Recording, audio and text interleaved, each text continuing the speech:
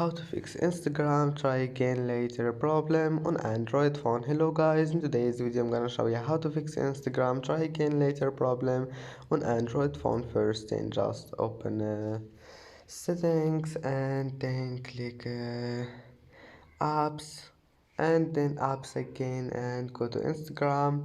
Now just click force stop, this one here, and click here. Click storage, clear cache, and then go to permissions. And now just you will find this one like that. All you need to do just allow it, click on it and click allow, and then go back and go to data usage, and this one here, background data.